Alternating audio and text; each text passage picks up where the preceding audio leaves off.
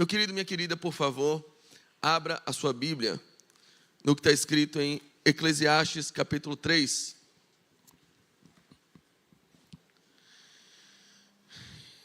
Eu quero hoje ir caminhar numa linha um pouco diferente para falar de uma experiência pessoal, para falar da minha experiência, para falar da minha história, para falar sobre o meu contato com a palavra de Deus, sobre o meu contato e as minhas crises de fé acerca de quem é Deus e acerca do que pode ser assimilado como Deus, como figura, como entidade, como símbolo de divindade e transcendência. Pode ser que alguns traços da minha experiência, da minha história, das minhas crises, daquilo que eu compartilhar, compartilhe diretamente com o seu coração e identifique, encontre similitude, encontre semelhança, encontre correspondência nos seus sentimentos, nas suas dúvidas, nas suas crises. Pode ser que não, mas que ainda assim a minha experiência e aquilo que eu compartilhar com você sirva de um norte, ou seja, pelo menos persuasivo, acerca do que você pensa sobre Deus. Então, eu quero ler um texto, um versículo que está escrito em Eclesiastes capítulo 3, no verso 11. E a minha versão, o escritor desse livro, que no original é o Kohelet, o pregador, aquele que discursa, e que nós conhecemos como Eclesiastes, o seu autor diz assim, no capítulo 3, verso 11: Ele fez tudo apropriado ao seu tempo, também pôs no coração do homem o anseio pela eternidade. Mesmo assim, o homem não consegue compreender inteiramente o que Deus faz. A pergunta com a qual eu inicio minha exposição, e essa conversa que eu quero ter com você, é essa: por que eu não sou ateu? Por que não ser ateu? Porque você não é ateu. Essa é uma pergunta que eu maturei na minha vida. Eu tive, e sempre tenho essa piada sem graça, de que eu não nasci na igreja, porque o hospital tinha mais estrutura na época. Herdei do meu pai o dom de contar piada sem graça, mas aprimorei, a ponto de a minha piada ser ainda mais sem graça que a dele. Então, eu, criado num berço, num lar, onde ouvi falar de Deus a minha vida inteira, claro, cheguei em algum momento da minha vida a me questionar, a falsear, a perguntar e a tentar validar se esse sentimento era realmente legítimo. É razoável, em 2025, terceiro milênio, século XXI, acreditarmos em Deus. A gente chega num ponto da humanidade em que a ciência avança, e avança numa velocidade absolutamente desproporcional com os avanços que a humanidade experimentou até então. A revolução cibernética significa um ponto completamente fora da curva na história da humanidade. Uma pessoa que dormisse no ano 900 e acordasse no ano 1200, parecia que passou só uma semana. Ele não ia perceber diferença nenhuma em uma sociedade estamental, onde as coisas mudavam muito pouco. Todo mundo continuava andando de cavalo, as pessoas continuavam com as mesmas roupas, os costumes eram ainda mantidos, a sociedade ainda era patriarcal, o papel da mulher permanecia mais ou menos o mesmo. Pode ser que um reino ou outro tenha entrado no lugar, mas a cultura, de uma forma global, ela continuava muito parelha. Hoje, uma pessoa que dormiu em 1980, acorda em 2025, ela não sabe nem sair de casa, porque não sabe que tem que colocar digital na porta. Em alguns ambientes. Ele não sabe fazer uma ligação telefônica. Ele não sabe ligar uma TV. Ele não sabe como funciona o trânsito. Ele não tem ideia do que é um Uber. Ele não tem ideia do que é um celular. Ele não tem ideia dos postulados principais que norteiam a vida em comum. O mundo mudou muito. No mundo de hoje, onde a ciência experimenta um avanço absolutamente desproporcional ao que foi até então na história da humanidade, onde há pessoas absolutamente cultas, intelectuais e intelectualizadas, que se baseiam estritamente por acreditar naquilo que a ciência pode comprovar. No mundo de hoje, faz sentido acreditar em Deus, acreditar em um Deus, acreditar que há algo além da nossa experimentação tangível, palpável, sensível. Faz sentido acreditar que existe alguma coisa além do que eu vejo. Faz sentido acreditar que há um ser sobrenatural que passeia por esse lugar, ou que habita num céu inacessível, numa dimensão cósmica onde eu não posso atingir, onde homem jamais visitou. Faz sentido acreditar nisso no século XXI? É a pergunta. Faz sentido você crer, se declarar crente em uma divindade? Porque no mundo de hoje, aparentemente, as pessoas mais intelectualizadas, elas constatam, Deus não existe. E aí, eu não estou nem entrando naquele joguinho filosófico de dizer sobre provar a existência de Deus. Porque normalmente ele para num sentido. Você pode provar que Deus existe? E você vai dizer não. Mas filosoficamente eu posso inverter e perguntar, você pode provar que ele não existe? E aí o camarada vai dizer não. Mas eu também não acredito que exista uma fada que está numa xícara giratória jogando raios na terra e assim governando tudo. Não acredito que exista. Pode existir, mas não é provável.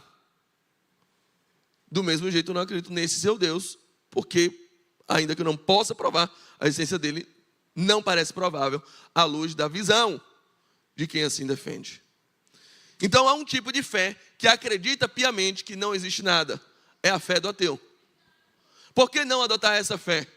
Num mundo onde a ciência avança a níveis absolutamente impensáveis há 20 anos, a ponto de comprovar, explicar e experimentar aquilo que antes era absolutamente inócuo e inacessível à nossa inteligência. Por que ainda acreditar em Deus? E pior, eu vou ainda incrementar. Uma vez que você decide acreditar em Deus, isso é uma decisão. Decidi acreditar em Deus. Por que Jesus? Por que não Buda? Por que não Vishnu, Brahma, Shiva? Por que não ser shintoísta? Por que não outro Deus? Por que não o Deus do Porta dos Fundos, da Polinésia? Por que não esse Deus? E, piorando, por que através da Bíblia? Por que na Bíblia? Por que nesse livro? E aí a gente tem que entrar no espectro. E eu comecei minha grande crise de fé quando me deparei com o dilema de Epicuro. Com uma questão filosófica, racional, que é lógica. E a gente se depara e é difícil você explicar, porque a gente olha para o mundo de hoje, a gente olha para a África, a gente olha para a faixa de Gaza, a gente olha para o bairro da Paz, a gente olha para o Soronha, e vê famílias destruídas por fome, por criminalidade. A gente vê um mundo que aparenta que Deus apertou o start e tirou férias, agora se virem. A gente vê pessoas que morrem ainda de desnutrição, num mundo onde pessoas acumulam riqueza de forma desproporcional. Muitos têm poucos, poucos têm muito. A gente olha para as situações e vem a pergunta quase que automática, que a gente fala sem querer. Onde é que está Deus? Onde é que está Deus? Quando uma criança tosse, manifestando doenças que a gente não sabe nem como catalogar, a costela aparece, e a mãe pede a ela para dormir cedo, para ver se a fome passa. Onde é que está Deus que não está vendo isso? Onde é que está Deus em meio à guerra? Onde é que está Deus em meio à injustiça? E aí, Epicuro entra num parafuso, porque ele pensa nos postulados que, por exemplo, a Bíblia apresenta sobre Deus e que nós cremos que Deus tem. Você crê que Deus é onipotente, ou seja, Ele tem todo o poder? A maioria crê. Você crê que Deus é bom? A maioria crê. Agora a pergunta é como ser bom e onipotente ao mesmo tempo no mundo de hoje. Veja, Epicuro diz que as duas questões são excludentes. Ou Deus é todo poderoso, ou Deus é bom. Porque Deus sendo todo poderoso, quer dizer que Deus pode resolver o problema da África. Quer dizer que Deus pode resolver a fome. Deus pode resolver a guerra. Por que não resolve? A conclusão que Epicuro vai tomar necessariamente é que se ele pode resolver e não resolve, é porque ele não é bom. Mas aí você vai me dizer que Deus é bom. Você vai chegar aqui e vai cantar, Senhor, Tu és bom, Sua misericórdia para sempre. Você vai cantar sobre a bondade de Deus. Cantarei sobre a bondade de Deus. Então você vai dizer, Deus é bom. Então se Deus é bom e vê a situação da fome, da guerra, de crianças sendo violentadas, e não resolve, é porque Ele não pode. Ele não pode resolver. E se ele não pode resolver, ele não é onipotente. E a gente se vê nesse dilema de ter que fazer uma escolha. Ou Deus é bom, ou Deus é poderoso, ou Deus é todo poderoso. Só que o que me parece é que o dilema de Epicuro e essa crise filosófica sobre quem é Deus ignora uma dimensão, que é a dimensão ética do relacionamento com Deus. Uma pergunta óbvia. Onipotente quer dizer que pode tudo, ok? Se eu disser que Deus não pode alguma coisa, ele deixa de ser onipotente, certo? Será? Porque em Hebreus, capítulo 6, a Bíblia vai dizer claramente que Deus não pode mentir. Isso torna ele menos poderoso? Ou isso torna ele ético e fiel aos seus valores? Isso está escrito textualmente na Bíblia. Deus não pode mentir. E se eu digo, por exemplo, que Deus não pode falsear-se, Deus não pode negar a si mesmo, como está escrito em 2 Timóteo, no capítulo 2, verso 13. Deus não pode negar a si mesmo. Se você for infiel, ele permanece sendo fiel, porque ele não pode negar a si mesmo, a sua própria natureza. Isso torna Deus menos poderoso? Ou isso torna Deus ético e fiel aos princípios que ele mesmo estabeleceu? O que eu vejo na Bíblia? Um Deus que cria a humanidade, que cria o universo com o poder da sua palavra e dá mostras do seu poder e dá mostras da sua bondade quando coloca o homem e entrega ao homem um nível de confiança tal, a ponto que sopra nele o fôlego de vida, com sua bondade, com sua misericórdia, com seu amor, dá ao homem toda a capacidade, dotado de inteligência, dotado da natureza e da imagem de Deus, coloca o homem no paraíso e diz: agora eu dou a você não só esse poder, mas assim como o tio Ben fez com o Homem-Aranha, Peter Parker, eu dou também uma grande responsabilidade. O poder de ser a imagem de Deus, o poder de ser alguém dotado de inteligência, o poder de ter o espírito de vida e o fôlego que te mantém atuante, pensante, inteligente, respirante. Mas eu também dou a você a responsabilidade por cultivar e guardar esse jardim chamado humanidade. Eu dou a você a responsabilidade por administrar. E dou a você princípios, valores, ajudas. Dou a você símbolos do meu pacto. Dou a você a possibilidade de se filiar a mim. Mas eu também dou a você a possibilidade de não se filiar a mim, de me negar, a possibilidade de me odiar, a ponto de Deus, sendo bom e sendo poderoso, também lembra que é ético e que se submete a regras que ele mesmo estabeleceu e que não nega a si mesmo. Por quê? Porque ele não quer, por causa da consciência da natureza dele. Não é porque ele não tem poder, é porque ele tem poder e tem pudor. A ponto de dizer, enquanto você ora perguntando, cadê Deus que não age na África? Está Deus perguntando, cadê o homem que concentrou tudo na Europa e na América? A ponto de você perguntar, cadê Deus que não vai no bairro da Paz? Que não vai no Soronha? Que não vai em Valéria, que não vai em Vista Alegre, onde eu cresci. E Deus está dizendo, cadê o homem que precisa visitar mais esse bairro? Para levar olhos a quem não consegue enxergar. Para levar ombro a quem precisa chorar. Para levar mesa a quem precisa se alimentar. Cadê o homem? Parece ser a grande pergunta de Deus. Parece ser o anseio de Deus para com a humanidade. Mas eu, ainda, nas minhas crises de ateísmo, nas minhas crises de quase ateísmo, nas minhas crises de desconfiança do poder de Deus, nas palavras de um pastor que eu ouvi certa vez, eu digo para vocês, eu creio, quase não crendo, mas sem conseguir deixar de crer.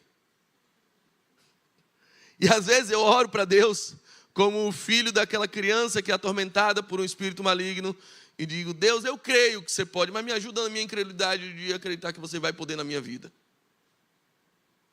Essas são orações que eu faço, costumeiramente. E olho para a história, e dois grandes acontecimentos, dois grandes argumentos me sobrepõem à minha incredulidade e me levam a acreditar, sim, que deve existir alguma coisa, que sim existe alguma coisa, que sim existe uma coisa e é esse Deus que eu adoro. dois grandes eventos. Eclesiastes, capítulo 7, versos 2 e verso 4, vai mostrar um fator que é inerente a todo ser humano, que acontece comigo, acontece com você. Ele vai dizer, ele vai indicar uma percepção. Ele vai dizer, em primeiro lugar, olha, é mais importante, há mais valor ir num cemitério e num sepultamento do que ir numa festa. Há mais proveito nisso. E no verso 4 ele vai dizer que o sábio é aquele que pensa sobre a morte, porque o tolo não pensa sobre isso. É da nossa natureza evitar pensamentos sobre a morte. Nós não gostamos de falar disso. Os maiores desafios na advocacia, por exemplo, que eu tenho é para fazer planejamento sucessório. Vamos falar sobre sua morte? Sobre seus filhos, sobre o que vai acontecer com o seu patrimônio quando você morrer. Vamos falar sobre sua ausência? Isso é ofensivo para boa parte das pessoas. O homem não quer falar sobre a morte. Pensa na experiência de pessoas que você esperava a morte, que estavam definhando meses a fio num leito de hospital.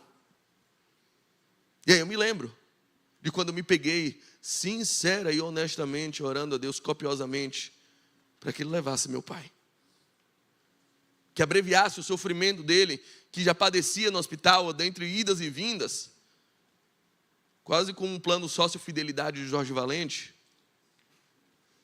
e da UTI do Jorge Valente. E eu digo, Deus, não dá mais. Por favor, termina isso. Encerra esse sofrimento. E eu implorava, Deus, leva meu pai. Não dá, a gente não aguenta mais ver ele sofrendo. Ele não aguenta mais sofrer. E eu orei. E sinceramente, foi atordoante quando eu vi Deus atendendo essa minha oração. Porque no dia que ele partiu, o tamanho da dor que veio ao meu coração, o tamanho da dor que acometeu a minha alma, parecia um trator estacionando em cima dos meus 2 aurículos.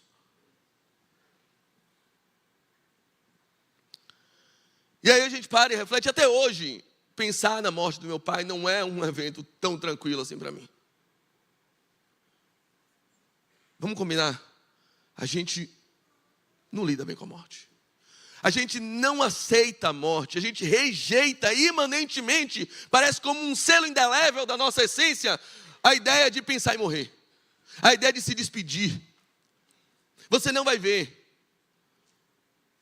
3 bulldogs reunidos para enterrar um pitbull.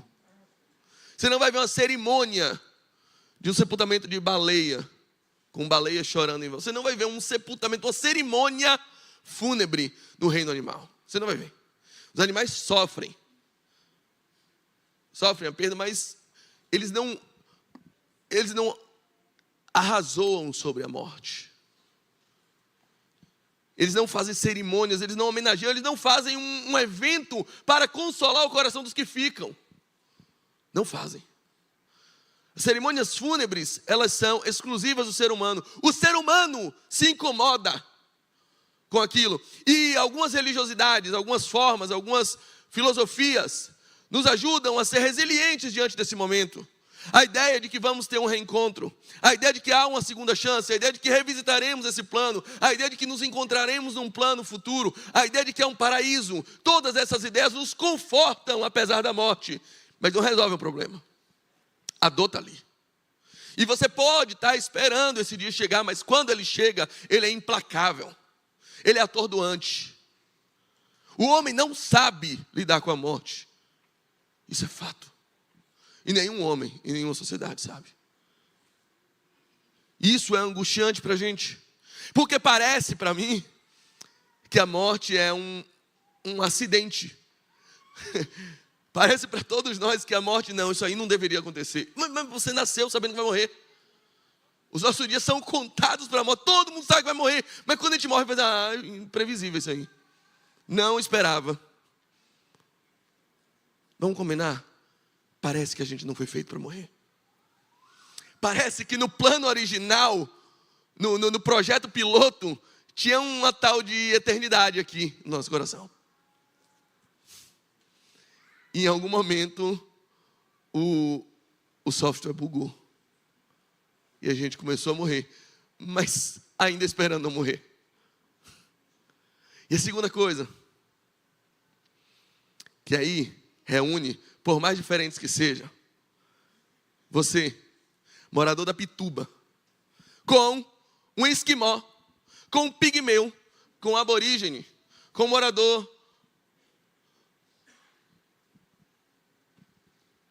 de uma civilização bárbara, da Idade das Trevas, da Idade Média, com um fenício, um sumério, com um pataxó, todos nós, invariavelmente, em nossa cultura, em algum momento, buscamos a Deus.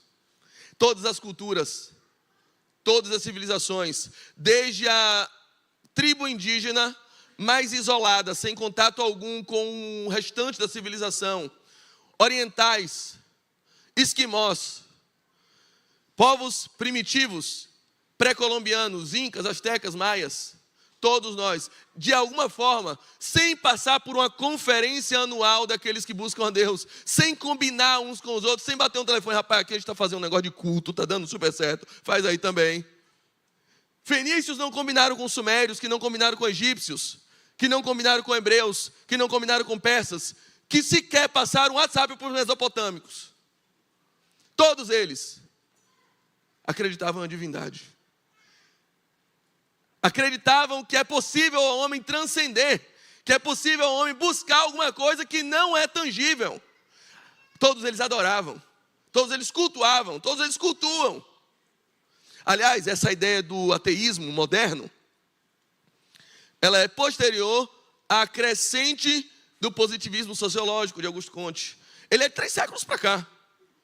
Até 3 séculos, não existia ateu no mundo, não. Pode até existir, tá bom? Mas não era uma filosofia palpável na sociedade, o ateísmo. Aliás, a existência de um Deus, de uma divindade, era pressuposto. Era premissa, um axioma da sociedade. Deus existe, ponto. A gente vive dessa forma. Aí quando eu olho para a história da humanidade, quando eu olho para esse intento, e como está dizendo aqui, parece que no coração do homem, o próprio Deus plantou um desejo pela eternidade.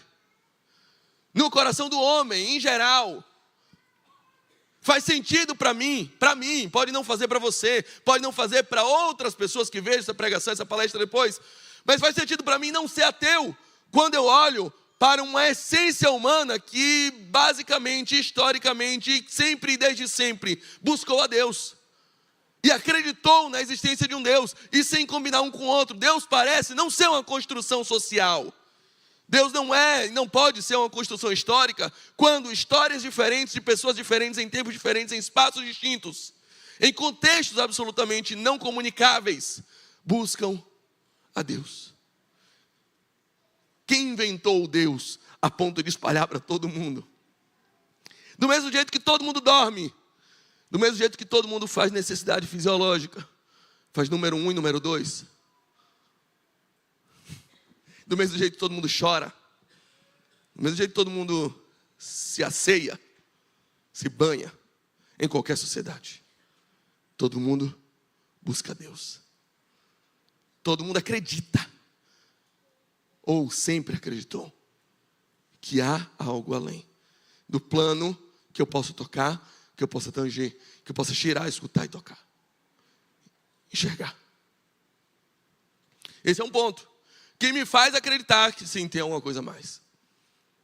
Tá, beleza. Deus. Então por que Cristo? Por que não Vishnu? Por que não Brahma? Por que não Buda? Por que não um faraó egípcio? Por que não Atom, o sol? Por que não Ra? Aí vem a minha experiência. Por que a Bíblia? Aí vem a minha experiência e a minha convicção. Porque quando eu olho para a história do cristianismo, existe uma ideia do cristianismo que é essencial e fundamental para crer no cristianismo. E essa ideia é o que está escrito em 1 Coríntios capítulo 15. A ideia de que Jesus ressuscitou e de que nós ressuscitaremos com Ele. E se você não crê que Jesus ressuscitou, toda a sua fé acaba.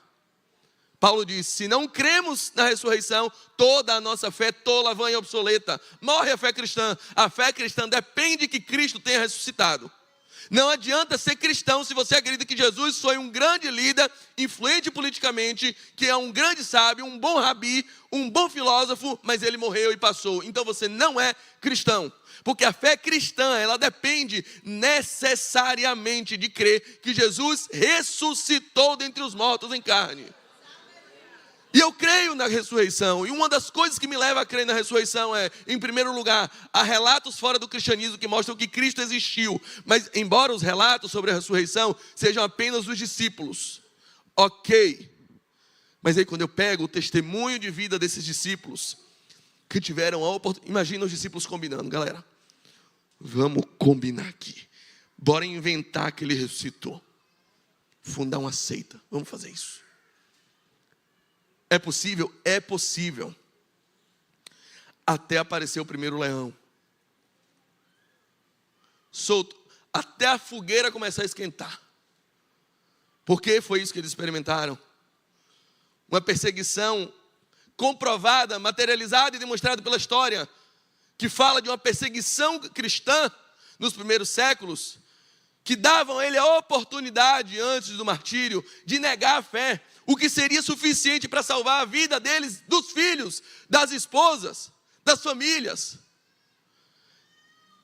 Porque a seita cristã era um desafio para Roma, era um desafio à coroa, era um desafio ao poder estabelecido. Então, o poder estabelecido diz para o cristão, negue essa falácia, negue essa historinha, esse conto de carochinha de que Jesus ressuscitou, e você não entra na fogueira. Uma mentira duraria até essa página 2. Uma propaganda política, uma invençãozinha, um combinar, um bem bolado entre amigos. Eu conheço muitos amigos são palmeirenses, eles juram que o Palmeiras foi campeão mundial. Bota a fogueira para tu ver. 51 é pinga, eu admito. Não é mundial. Vini vai aceitar o apelo hoje. Mas eles, os apóstolos, os discípulos, os primeiros cristãos, testemunhas oculares, aqueles que viram e que juram que viram, disseram, você pode queimar à vontade. Você pode queimar a mim, pode queimar minha esposa, meus filhos, pode queimar todo mundo. Mas ele continua ressurreto. Você pode matar a mim, mas ele está vivo. Não tem o que mude, eu não tenho como mudar isso. Eu não posso negar o que vi. Pessoas que foram até o limite de suas forças, sangraram, experimentaram a morte com a crença inabalável, cabal, inexorável, de que eu posso tombar na terra, mas na eternidade Ele me levanta. Como não crer em testemunhos que levaram até as últimas consequências? Uma afirmação de um testemunho ocular, que disseram, eu vi, você pode dizer, pode inventar que não, mas eu vi, eu estava lá, você pode me matar, você pode me trucidar, me torturar, pode arrancar minhas unhas, meus dentes, pode fazer o que você quiser, mas eu não tenho como desver o que vi.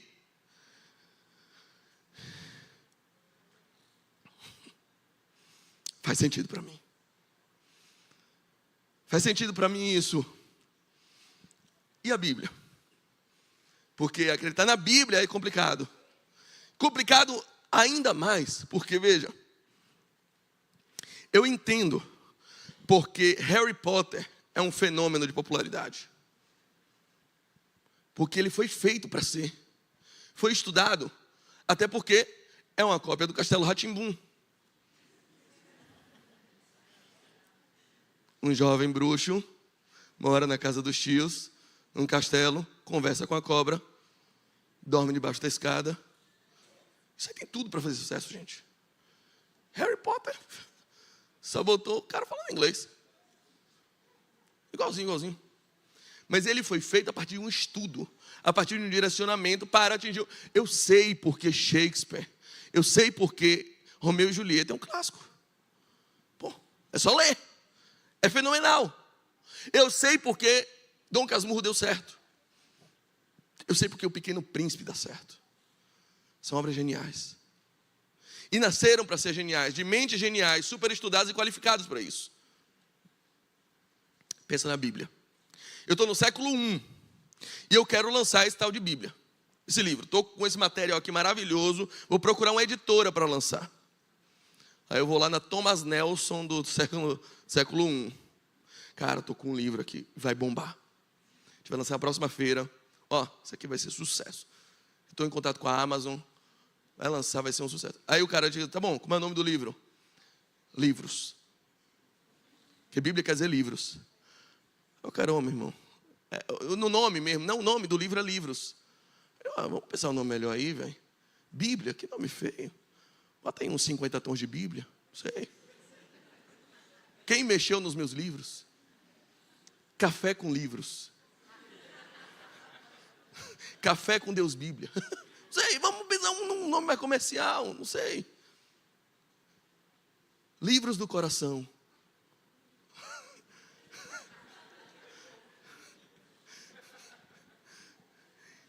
Você teve os livros errados. Livros aos pecadores. Eu não sei, vamos pensar no outro nome. Não, é livros. O nome é livros. Cara, tá bom, né? Paciência. Qual é a temática do livro? Não tem uma temática definida, não. Pô, tem assim cosmogonia, tem fim do mundo, tem poesia, tem narrativa, tem saga, tem guerra, tem carta de amor, tem filho querendo matar pai, tem de tudo aí. Tem baleia que engole cara, tem homem que conversa com cobra. Tem umas histórias maravilhosas aí, mas não tema assim, não tem não. O cara, meu irmão, aí você me ajuda, né? Aí você não me ajuda nem um pouco. Aí a gente não quer ganhar dinheiro, não. Tá bom, e o autor? É você mesmo? Não, eu não teria capacidade de escrever um livro desse, né? Nem vai bombar, cara. Quem é o autor? Não, tem uns 40 aí. 40 autores, velho. Imagina o royalty disso. Cadê eles? Estão aqui? Não, a maioria já morreu. Tem outros que eu não sei nem quem é. Quando foi a última reunião de pauta? Nem se conheceram. Eles formaram onde? Não, teve um que é boiadeiro, tem um pescador também, pescador tem alguns. Tem outros que são profetas só, não formaram lugar nenhum assim. Imagina a cara do editor. E o personagem principal, que é o protagonista desse livro, infeliz. Aí tu falou, agora tu tocou meu coração. O protagonista é maravilhoso. Só tem um problema. Ele nasce bem depois da metade do livro e morre 4 livros depois. Mas o cara é bom. Deixa a macunaíma no chinelo. Vamos lá, gente. Qual é a possibilidade do cara lançar esse livro? Qual é a possibilidade desse livro ser um fenômeno assim? Qual é a possibilidade de eu sair juntando esses retalhos, botar tudo aqui? Como? Aí junte outro fator. O tanto de vezes que tentaram, na história, aniquilar esse livro. Os anos, as décadas, séculos, que ele ficou trancafiado em mosteiro. Que ele era proibido de ser traduzido para a língua que as pessoas falavam no dia a dia. As vezes, e sucessivas vezes, que esse livro foi queimado em praça pública.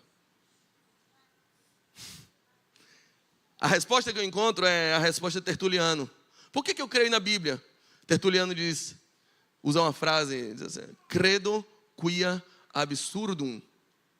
Eu creio porque é absurdo.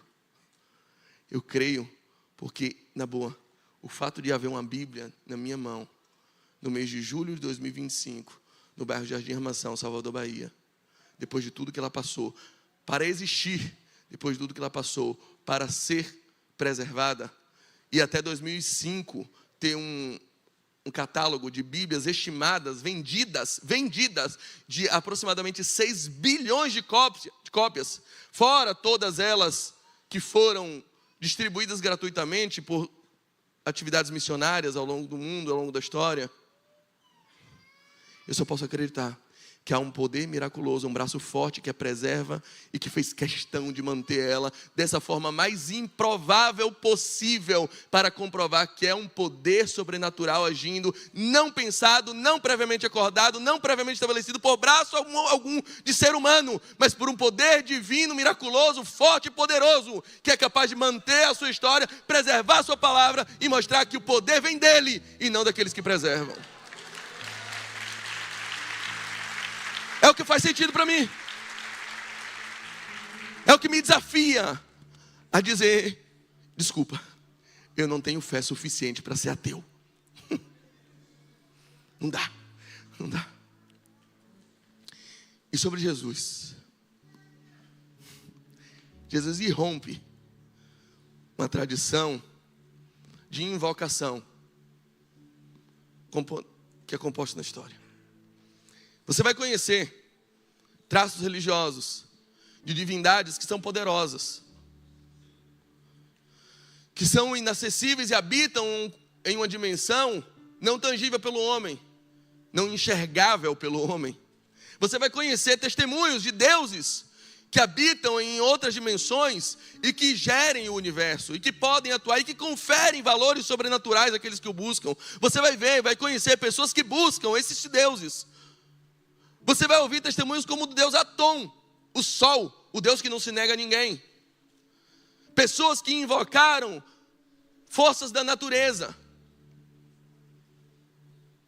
que não podem ser tangíveis, mas que atuam diretamente em favor daqueles que o buscam. Seres todo-poderosos. Seres que ordenam o comportamento dos mares. Seres que trazem a pessoa amada em 3 dias.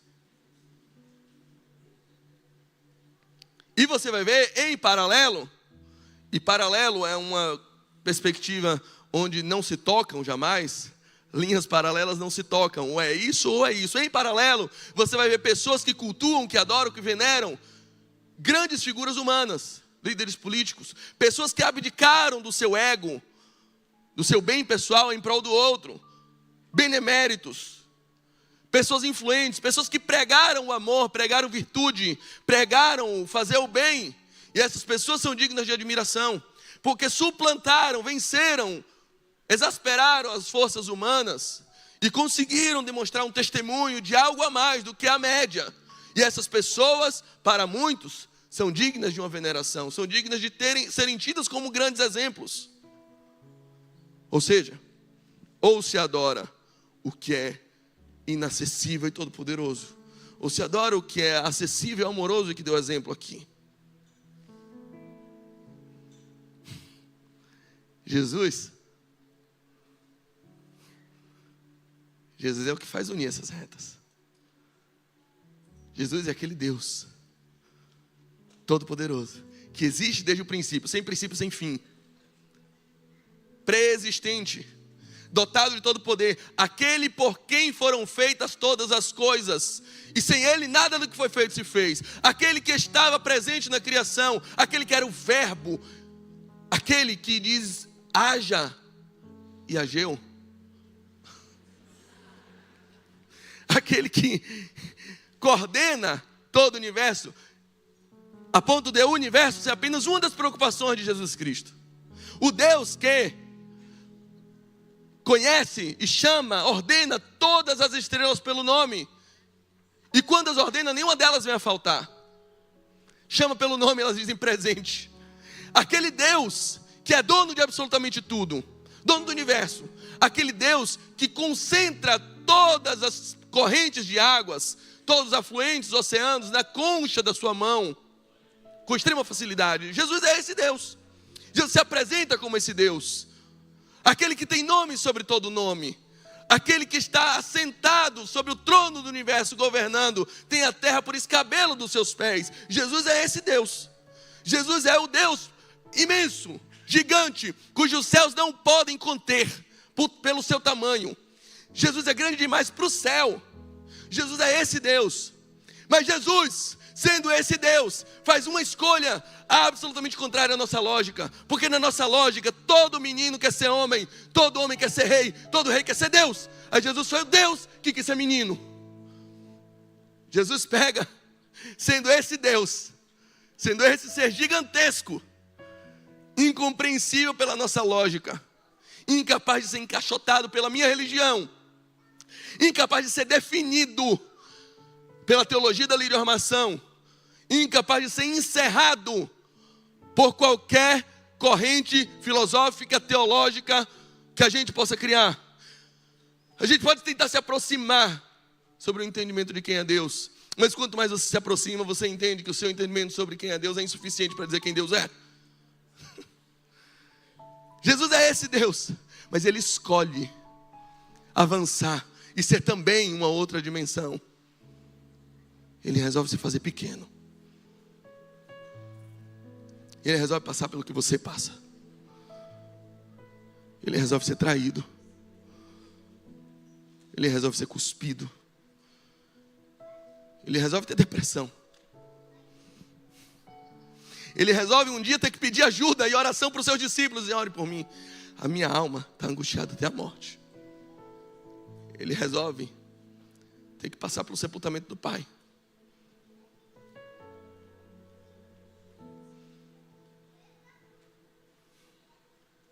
Ele resolve ser um Deus que é grande, que é imenso, para resolver minha vida inteira. Ele resolve ser um Deus que é gigante, para dizer quando chove e quando faz sol. Ele resolve ser um Deus que não pede conselho a ninguém para ordenar o universo. E que é difícil caber na nossa lógica. O texto que a gente leu, todo mundo tem desejo para a eternidade, mas ninguém consegue explicar Deus. Ele é esse Deus que não cabe na nossa lógica, que não cabe nem no cristianismo. Ele é esse Deus. Mas Ele também é o Deus que entende o meu sentimento de segunda-feira. Ele é o Deus que me abraçou no sepultamento do meu pai e me disse: eu sei o que você está sentindo. É o Deus que me visitou no meu calabouço da depressão. Quer dizer, está angustiado até a morte, né? Vamos conversar. Eu posso dizer que eu te entendo. Ele não é só uma força sobrenatural. Ele é um amigo presente. Por que Jesus? Porque Ele é imenso, para domar o universo pelo poder da sua palavra. Mas Ele também é pequeno o suficiente para caber na minha dúvida, para compreender minha dor, e para que eu saiba que eu posso falar com Ele tudo que eu quiser. Porque às vezes, por uma ótica, parece idiotice falar com Deus que está gerindo o universo sobre a minha crise e o meu TDAH ativando minha crise de ansiedade quando eu não consigo encontrar uma vaga no estacionamento do shopping. E meu coração palpitando. Parece que Deus está preocupado com muita coisa para resolver isso. E é babaquice eu falar para Ele e explicar para Ele que Lúcio já tem 21 jogos que não faz gol. E orar para Ele, para dar capacitação a Lúcio, para lembrar que um dia ele já jogou bola na vida. Parece imbecil da minha parte fazer isso. Mas depois eu lembro que Ele foi carpinteiro, que Ele conhece as minúcias da vida humana, que Ele já deve ter dado uma martelada no dedão, e que não vai parecer imbecilidade conversar com alguém que se fez demasiadamente humano, para que pudesse me entender minhas crises sobre o Bahia, sobre a faixa de Gaza, sobre segunda-feira. Não parece tão imbecil quando eu penso que eu não estou orando a um Deus que está no céu, mas estou falando com alguém, um amigo que está aqui do meu lado, alguém que me conhece, que sabe da minha dor, que sabe da minha angústia. Isso faz sentido para mim. Eu não tenho como ser ateu desse Deus. Eu estou falando para gente que talvez ainda seguir pelo paradigma e postulado do ateísmo. E talvez você seja ateu de um Jesus cuja caricatura eu também sou ateu. Um Jesus que diz para você que você deve acreditar e obedecer e servir dogmas religiosos, senão você vai para o inferno. E aí você pensou em algum momento da sua vida: cara, Jesus é chatão, mas o inferno deve ser pior, então eu vou para Jesus. E eu quero dizer para você que desse Deus eu também sou ateu. Aliás, eu me declaro ateu de todo Deus que eu não posso chamar de amigo. Eu sou ateu de todo Deus que eu não posso chamar de pai. Desse Deus eu também sou ateu. Nele eu também não creio. Pode ficar tranquilo, a gente é irmão. Irmãos ateus. Mas eu creio numa outra coisa. Eu creio num Jesus grande e pequeno,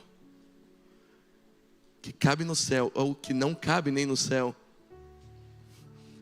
mas que se diminuiu para caber na minha dor, nas minhas dúvidas, nas minhas crises, no meu desejo de morte, no meu coração.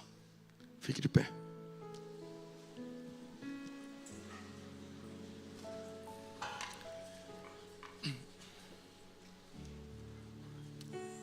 É esse Deus que eu te apresento. É nesse Deus que eu creio. É esse Deus que eu prego. Esse foi o Deus que se revelou a mim. Essa é a minha história. Talvez não seja a sua. Eu não estou trazendo argumentos convincentes. Eu não estou numa conferência para enquadrar ateus. Não tenho nenhum interesse com isso. Eu estou falando da minha experiência. Pode ser que ela seja bem parecida com a sua experiência. Pode ser que não.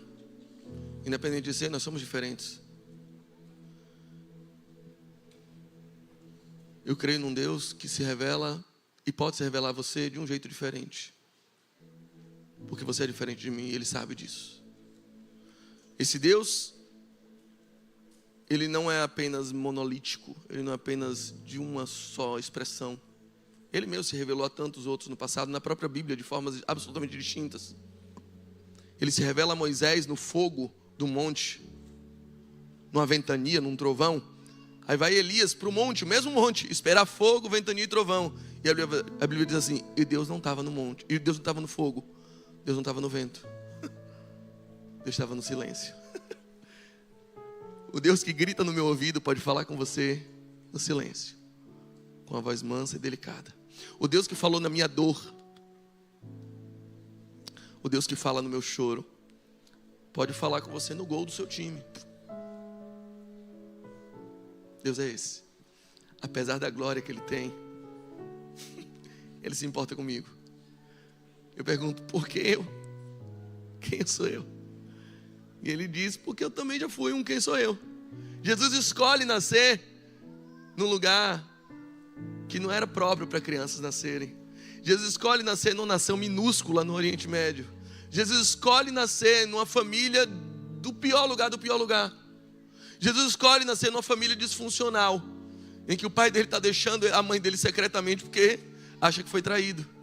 Jesus escolhe nascer no ambiente mais improvável, para que olhe também para os improváveis e diz assim, por que você? Porque Ele passou por isso também. Ele ama essas pessoas. Aliás, esse Deus que eu creio não tem compromisso com quem não depende e precisa de um Salvador. Meu desafio para você é que você ore não para um Deus no céu. A minha oração não passou do teto, é para não passar mesmo. É para acreditar que você está orando para alguém que está aí agora do seu lado, segurando na sua mão. E você vai olhar para o lado e vai dizer, e aí? Ele vai dizer, qual é de mesmo? Bora conversar? O que tem para hoje?